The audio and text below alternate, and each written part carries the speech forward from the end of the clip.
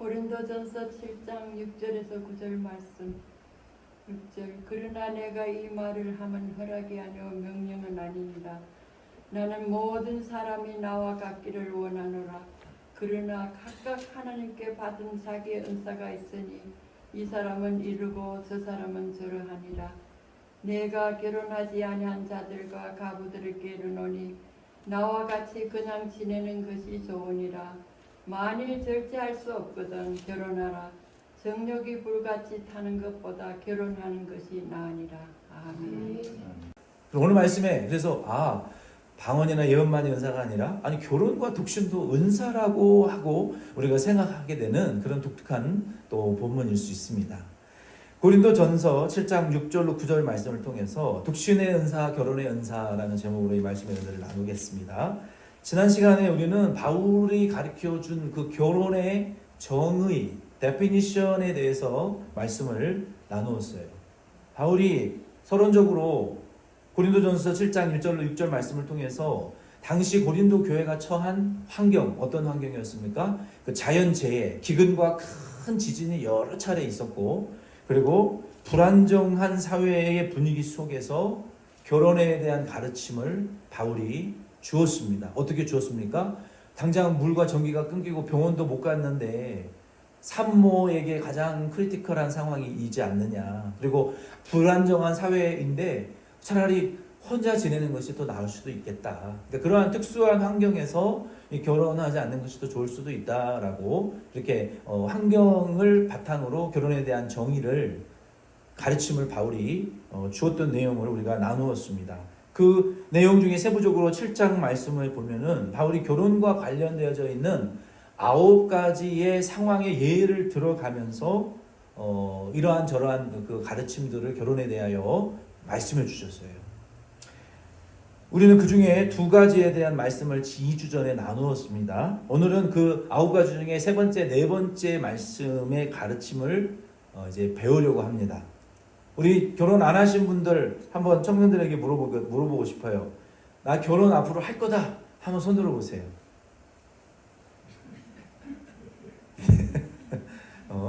린다 혼자 번쩍 들었어요. 근데 나는 독신으로 살 거다. 100% 한번 손 들어보세요.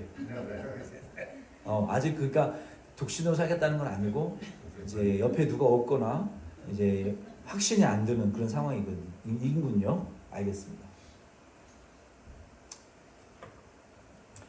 어쨌든 이 말씀을 통해서 오늘 은혜와 교훈을 잘 받으시고 마음을 정하실 수 있기를 바랍니다. 그리고 은사를 본인이 독신인지 결혼할 사람인지를 은사를 잘 확인해 보시기를 바랍니다. 먼저 6절로 7절 말씀해 보니까 바울이 결혼과 독신에 대한 가르침을 주면서 이렇게 말씀하셨어요. 그러나 내가 이 말을 함은 허락이요 명령은 아니니라. 나는 모든 사람이 나와 같기를 원하노라. 그러나 각각 하나님께 받은 자기의 은사가 있으니 이 사람은 이러하고 저 사람은 저러하니라. 아멘. 오늘 이 6절로 7절 말씀을 통해서 결혼과 독신의 선택의 문제가 은사에 따라서 결정되어져야 된다라는 그 우리가 지침을 여러분 기억하시기를 바랍니다. 은사에 따라서 하는 거예요. 은사. 그러니까 내가 선택하는 것은 은사라고 볼 수는 없고요. 2가지가 있는 것 같아요. 은사에 따라서 끌려가서 결정되어지는 사람이 있고 은사가 있으니까 내가 그것을 선택하는 경우가 있을 수 있을 것 같아요. 근데 또 반대로 은사가 있는데 끌려가지 않고 안 끌려가는 사람이 있을 수가 있고 은사가 있는데 그 은사를 반대를 선택할 수 있는 한 4가지 정도의 케이스가 있을 수 있겠죠. 그렇죠? 2, 2는 4니까 그런 케이스들이 우리 청년들 중에도 지금 있는 것 같아요. 내가 결혼을 하고 싶기는 한데 짝이 없거나 아직 준비가 안 됐으니까 조금 있다가 하겠다. 이런 분들도 있을 것 같아요. 그렇죠? 어쨌든 이 결혼과 독신이라는 것은 그리스도인들에게는 자율적으로 결정할 수 있다라는 그 정의입니다. 자율적으로 결정할 수 있다는 거예요.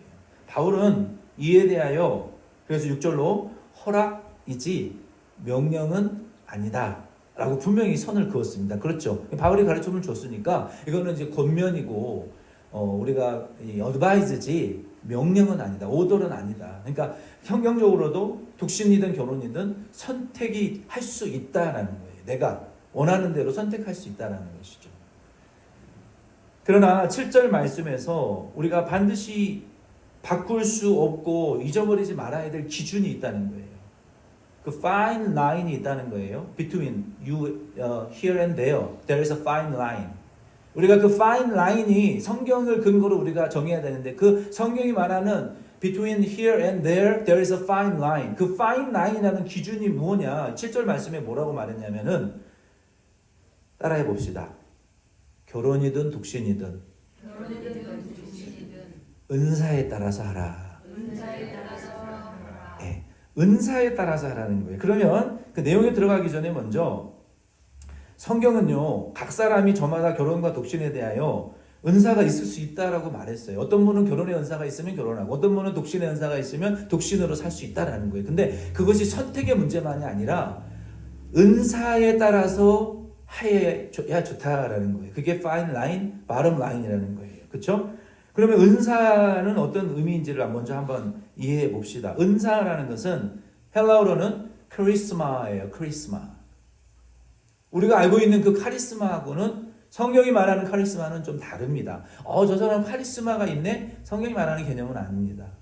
은사는요, 성경에 보면은 하나님이 예수 믿는 자에게 주시는 은혜의 선물이다라고 말하고 있어요. 은사가. 로마서 5장 15절, 6장 13절, 1장 11절 말씀에 보면은 하나님이 믿는 자에게 주시는 값없이 은혜의 선물로 주시는 것이 크리스마, 은사다라고 말했어요. 그러니까 하나님이 우리에게 결혼의 선물을 주신 것도 은혜의 선물이고 독신의 선물을 주신 것도 은혜의 선물이라는 거예요. 아멘이십니까? 아멘. 네. 그게 결혼도 그냥 하는 게 아니라 하나님 은혜의 선물이구나. 그러니까 여러분이 만난 와이프와 아내와 그 와이프와 아내를 통해서 만난 다른 가족들과 자녀들을 여러분 은혜의 선물로 여러분 여기시기를 바랍니다. 참 하나님 은혜의 선물을 주신 귀한 거예요. 그 은혜의 선물로 주시는 것이 은사다라고 성경은 말하고 있어요. 두 번째는 성령 하나님께서 각자의 기질과 성향에 따라서 우리에게 은사를 주시는데 그 은사를 주시는 목적은 유익하게 하기 위하여 주시는 것이다 라고 성경은 말하고 있어요. 로마서 12장 6절로 8절 말씀에 보면은 그 은사는 성령이 우리에게 나눠 주시는데 우리의 기질과 성향에 따라서 우리를 유익하게 하기 위해서 주시는 것이 은사고, 어떻게 유익하게 하시냐면은 우리를 통하여 로마서 12장 6절로 8절과 고린도전서 12장 9절로 28절 말씀에 보면은 사역하게 하는 일을 하기 위하여 주시는 것이 은사라는 거예요. 그러니까 우리를 유익하게 해주실 뿐만 아니라 사역의 현장에 들어가서 그 도구를 가지고 사역하라고 주시는 것이 성령의 은사라는 거예요. 그리고 또 더 나아가서 디모데전서 4장 4절과 디모데후서 1장 6절, 베드로전서 4장 10절에 보면은 봉사의 일을 하게 하기 위해 주시는 것이 은사다. 세 가지 나왔어요. 성령이 하나님이 우리에게 주시는 것은 은혜의 선물로 주시는 것이고, 성령님이 우리에게 주시는 은사는 유익하게 하고 사역하게 하고 봉사하게 하기 위해 주시는 것이 은사다. 이게 카리스마라는 거예요. 독신도 유익하게 하고 봉사하게 하고 사역하게 하라고 주신 거예요. 결혼도 유익하게 하고 사역하게 하고 봉사하게 하라고 주신 것이 독신 결혼이라는 것을 여러분 이해하시기를 바랍니다. 그 은혜의 선물이라는 거예요. 그래서 바울도요, 하나님께 받은 어떤 은사를 받았습니까?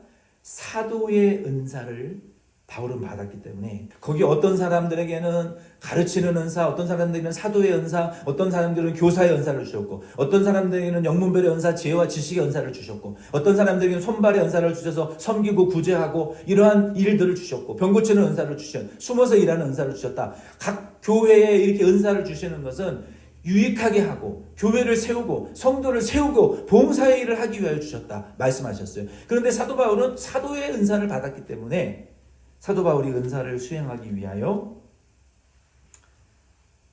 어떻게 했습니까? 그는 결혼하지 않았어요. 독신의 은사가 아니라 사도의 일을 수행하기 위하여 그리스도께서 부르신 그 사명의 은사를 위하여, 잘 들으세요, 자발적 독신의 삶을 선택했다라고 봐야 되는 거예요. 네. 바울은 결혼할 수도 있었어요. 그래서 바울이 내가 베드로나 야고보처럼 아내를 데리고 자녀를 낳을 수 있는 권한이 없는 줄 아느냐? 있어도 안 한다. 그런 걸 보면 바울에게는 독신의 은사가 아니라 사도의 은사를 수행하기 위하여 자발적 독신의 선택을 한 사람이다라고 우리가 볼 수가 있는 거예요. 바울은 그러면서 모든 사람이 나와 같기를 원하노라라고 했어요. 그게 무슨 말입니까? 여기서 우리가 성경을 잘 해석해야 돼요. 바울은 모든 사람들이 결혼 안 하고 독신으로 살기를 바라는 거였구나. No. 제가 뭐라고 말씀을 드렸어요? 사도의 은사를 위하여 자발적 독신을 선택한 것이다. 그러니까 바울이 말하는 것은 독신으로 결혼하지 말고 살라는 것이 아니에요. 성경을 표면적으로 해석하면 큰일 나는 거예요. 받은 바의 사도직의 직분을 감당하기 위하여 나는 결혼도 포기하고 희생할 수 있다. 그러니까 그리스도인들, 고린도 교회 그리스도인들 당신들도 사명을 위하여 심지어 결혼까지도 포기하는 성도가 되기를 원한다라고 바울이 말한 것이지 혼자 살라는 얘기는 아닙니다. 그래서 고린도전서 9장 19절에 보면 바울이 그렇게 산 이유가 있어요. 왜? 더 많은 사람들을 얻고자 하여 자발적 독신을 나는 선택했다라고 바울이 말하고 있어요. 고린도전서 9장 1절 27절 말씀에 보면 바울은 자발적 독신을 선택하며 사도의 사명을 감당하기 위하여 바울은 이렇게 살았다라고 자신의 삶을 말하고 있어요. 어떻게 살았냐? 나는 소처럼 일하면서 살았다. 나는 소처럼 살았다라고 말하고 있어요. 바울이. 그리고 종처럼 살았다라고 말하고 있어요. 내가 유대인에게는 유대인과 같이 되고 할례받지 못한 자들에게는 할례받지 못한 자와 같이 됐고 종들에게는 종들과 같이 됐고 이방인들에게는 이방인들과 같이 됐고 가난한 자들에게는 내가 가난한 자와 같이 낮아져서 종이 돼요. 나는 그리스도 안에서 자유인 프리맨임에도 불구하고 자유인임에도 불구하고 나는 노예와 같은 자가 되어 그들에게 예수를 전하기 위하여 그들의 자리에 집으로 내려갔다. 노예와 같은 상태로 낮아졌다. 종과 같이 됐다라고 말하고 있고 나는 경주자와 같이 자기를 끝없이 단련시키며 연예인들은 365일 다이어트합니다. 운동선수들도 365일 다이어트합니다. 먹은 거 칼로리 계산하면서 써가면서 아무거나 집어먹지 않아요. 1년 내내 다이어트해요. 그러니까 카메라의 앵글에 비쳤을 때 어느 누구보다도 아름답고 대회에 나갔을 때 어느 누구보다도 0.01초 이상 빨리 달려 금메달을 따는 거예요. 바울도 자기 자신을 그렇게 푸시해서 목종시키는데 경주자와 같이 자기는 복음을 위하여 그렇게 살았다. 그리고 군인처럼 살았고 자기를 막 쳐서 복종시키면서 하나님 앞에 사명 감당했다. 그래서 사도의 사명을 위해서 나는 소처럼 종처럼 노예처럼 군인처럼 장사꾼처럼 경주자처럼 자기를 채찍질하면서 나는 자발적 독신을 선택했다. 왜? 아내와 자녀들과 가정을 끌어가는 시간을 1초도 낭비하지 않고 많은 영혼들을 구원하기 위하여 영혼 구원하기 위하여 자발적 독신으로 나의 삶을 나는 선택했고 사도의 직분을 은사를 감당하기 위하여 그렇게 살았다라고 바울이 말하고 있는 거예요. 그래서 오늘 이 말씀을 통해서 우리가 6절로 7절에 은사가 무엇인지 발견하는 것이 그러니까 중요한 것 같아요. 저와 여러분의 은사가 무엇인지를 여러분 분명히 여러분 발견하실 수 있기를 바랍니다. 나는 어떤 성향과 기질과 하나님이 내게 주신 은사가 무엇인가? 적어도 오늘은 결혼하신 분들은 결혼의 은사 한 가지는 발견하셨어요. 바울이 주신 사명의 은사를 위하여 우리도 우리의 결혼 생활과 우리의 인생을 자발적 주를 위한 선택을 해 나가실 수 있는 저 여러분 되길 바랍니다. 두 번째 8절로 9절 말씀해 보면은 그러면 구체적으로 이제 바울이 결혼하지 않았거나 또 과부들, 그러니까 우리 여성분만 말하는 것이 아니라 배우자가 먼저 떠나가신 남자와 여성분들을 가리켜서 결혼하지 않은 분들, 현재 배우자가 없는 과부와 또 그 홀아비와 같은 분들은 그러면 결혼을 해야 되느냐 말아야 되느냐. 바울이 이 두 가지의 가르침을 우리에게 분명하게 주십니다. 바울이 두 가지의 가르침을 우리에게 주셨어요. 첫째는 그냥 지내는 것이 좋다. 두 번째는 결혼하는 것이 낫다. 그러니까 단순히 결혼하지 말라가 아닙니다. 그리고 결혼하라는 것도 아닙니다. 잘 우리가 들으셔야 돼요. 그냥 지내는 것이 좋다 그랬어요. 그러니까 우리가 그냥 지내는 것이 좋다라는 것은 보세요. 그럼 결혼한 사람은 그냥 결혼 상태를 유지하라는 뜻인가? 안 한 사람들은 결혼을 하지 말라는 뜻인가? 내가 지금 결혼하기 전에 약혼하고 있는 상태인데 약혼만 하면서 평생 살라는 뜻인가? 헷갈릴 수 있잖아요. 그냥 지내라는 것이 무슨 뜻입니까? 그냥 썸만 타고 있는데 평생 썸만 타다 죽으라는 소린가? 무슨 말씀이지? 그냥 지내는 것이 좋다. 이거는 단순히요 결혼 관계만을 의미하는 것이 아니에요. 우리의 인생 전체를 바울이 지적하는 거예요.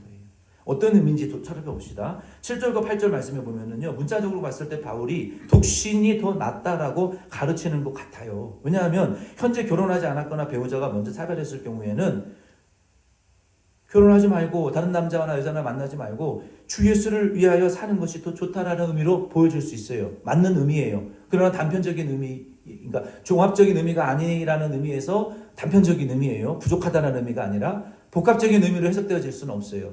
그런데 주 예수를 위하여 살면서 만약에 내가 하거나 새로운 배우자를 만나지 않아도 전혀 불편함이 없는 분들은 이 말씀 그대로 그 상태 그대로 결혼하지 않고 앞으로도 남자와 여자를 결혼하지 않아도 된다는 말이에요. 왜? 내게는 남자와 여자가 없어도 이성이 없어도 현재의 삶과 죽을 때까지 조금도 부족함과 문제점이 없어요.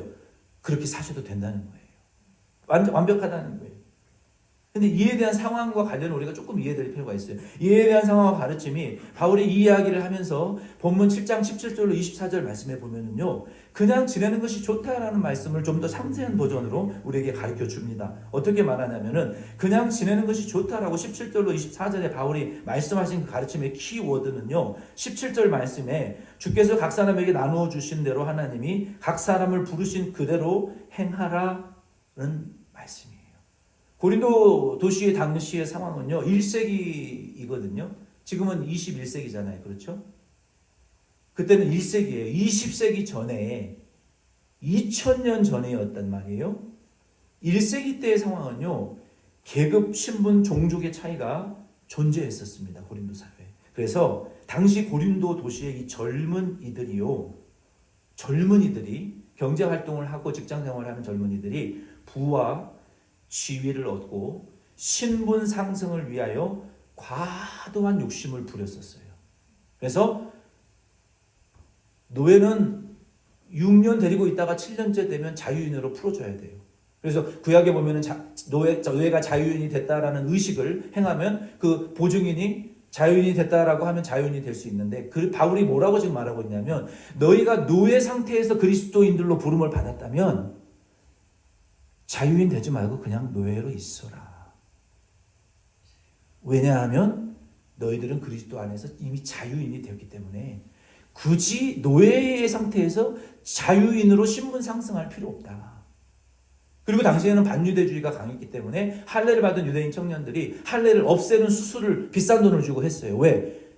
유대인이 없는 계층에 들어가서 사회적으로 성공하고 싶었기 때문에 바울이 그러한 행위를 하지 말라 그랬어요. 그냥 할례자로 부름을 받았으면 뭐 할례 없애는 수술 받고 신분 상승하려고 과도한 욕심 부리지 말고 유대인의 상태에 그냥 머물러 있으라는 거예요.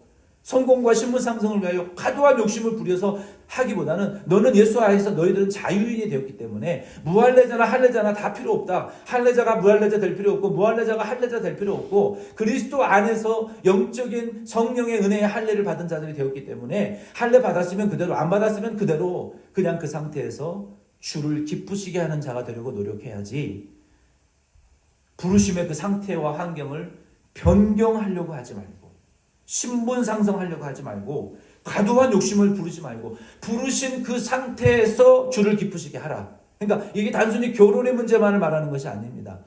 우리가 과부의 상태로 부름을 받았으면 과부의 상태 그대로 있고 내가 결혼하기 전에 부름을 받았는데 내가 사명을 위하여 독신으로 살 만한 은사가 있는 것이 확인되어지고 선택적으로 그 은사를 위하여 내가 혼자 살아도 되겠다라는 결정을 할 수 있으면 굳이 결혼하지 않아도 된다. 그렇게 주를 위해 기쁘시게 하는 것도 괜찮다, 유익하다라고 말하는 것이지 단순히 결혼의 문제만을 말하는 것이 바울이 아니라는 거예요. 그래서 부르심의 그 상태에서 중요한 것은 주님을 기쁘시게 하는 자가 되는 것이 중요하다. 아멘이십니까? 네, 그 상태 그대로 있어라. 응? 그 상황을 바꾸려고 하지 말아요. 그 다음에 두 번째 가르침은요, 결혼하는 것이 낫다라고 적용해야 될 그룹이 있다는 거예요. 어떤 사람들은 결혼을 해야 되느냐? 그러나 아직 결혼하지 않았거나 배우자를 먼저 사별한 사람들 중에 혼자 지내는 것이 매우 불편한 분이 있어요. 죽었다 깨나도 혼자 밥 못 먹는 분들이 있어요.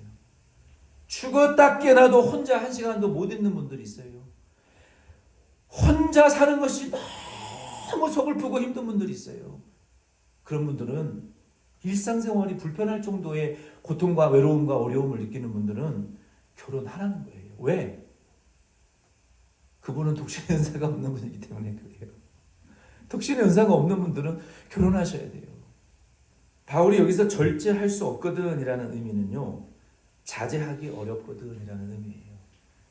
독신으로 사는 삶을, 이건 단순히 성적인 욕구만이 아니라 내 혼자 지내는 삶이 너무 견딜 수 없이 외롭고 정서적으로 외로움을 자제하기가 정말로 어렵고 너무 막 쓸쓸하고 막 허전하고 힘들고, 그리고 막 그러면서 막 정욕까지 불타오른다면 그 사람은 독신의 은사가 없고 결혼의 은사가 있는 분인 것을 알라는 거죠. 결론을 내립니다. 그러므로 그리스도인들은 결혼과 독신에 대하여 의지적으로 선택할 수가 있습니다. 그러나 그 근거는 무엇이라고요? 하나님이 주신 은사에 따라서 하는 것이 유익하다라고 말하는 거예요. 내가 처해 있는 상황이 공정하지 않은 것 같고 합당하지 않게 느껴질지라도 우리는 그 상황 속에서 바울이 말한 것처럼 부르신 그 상태 그대로 그걸 바꾸려고 하지 말고 거기서 주님의 신부가 되고 주 안에서 자유인이 되고 오히려 주님을 더 기쁘시게 하려고 하는 그런 분들이 되실 수 있는 리데모션 장로교회 되기를 예수님 이름으로 권면드립니다.